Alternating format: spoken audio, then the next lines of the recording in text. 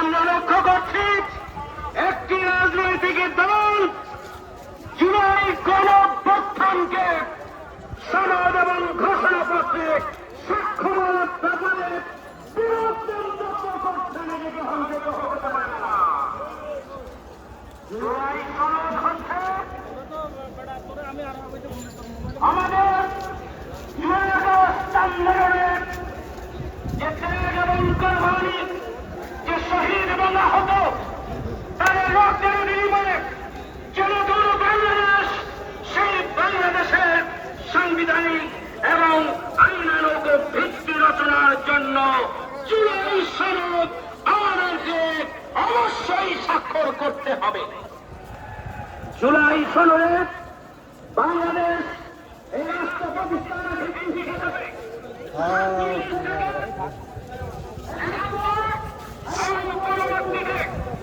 বিভিন্ন গণতান্ত্রিক আন্দোলনের ধারাবাহিকতায় জুলাই গণঅভ্যুত্থানের যে ঐতিহাসিক আন্দোলন, যে ফ্যাসিবাদী আন্দোলন, সেটাকে সাংবিধানিক এবং আইনগত ভিত্তি দিতে হবে। এই আন্দোলনের, এই গণঅভ্যুত্থানের যে চেতনা ছিল, সেটি হচ্ছে উই ওয়ান্ট জাস্টিস। চেতনা ছিল বৈষম্যহীন বাংলাদেশ, চেতনা ছিল ন্যায় বিচারের বাংলাদেশ, চেতনা ছিল আবু সাঈদ মুক্ত। শেষ হয়নি যুদ্ধ, সুতরাং সেই চেতনাকে ধারণ করে আগামী দিনে সুখী, সমৃদ্ধশালী আর দুর্নীতি সন্ত্রাস মুক্ত একটা মানবিক ন্যায় বিচারের ইনসাফের বৈষম্যহীন বাংলাদেশের রূপরেখা আমাদের এই জুলাই সনদের মধ্যে সংরক্ষিত করতে হবে। জুলাই সনদে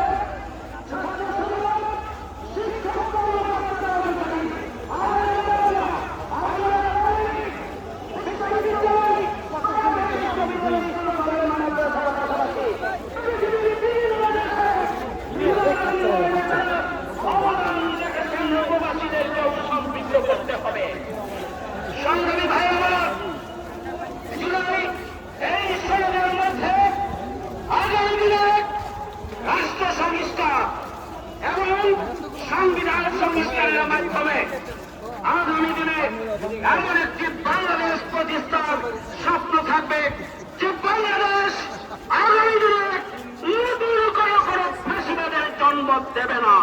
এই জন্য অবিলম্বে জুলাই সনদ স্বাক্ষরের জন্য সরকারকে পদক্ষেপ গ্রহণ করতে হবে।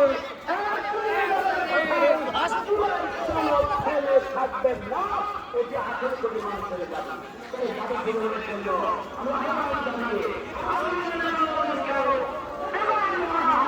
আমার কথা এখানে শেষ করছি। সবাইকে ধন্যবাদ। আল্লাহ হাফেজ। বাংলাদেশ জিন্দাবাদ।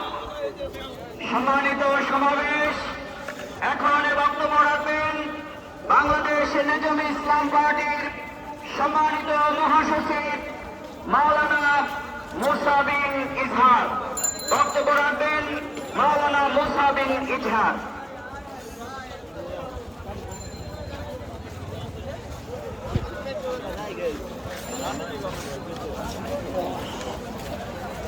الحمد لله وكفى وسلام على عباده الذين اصطفى. أما بعد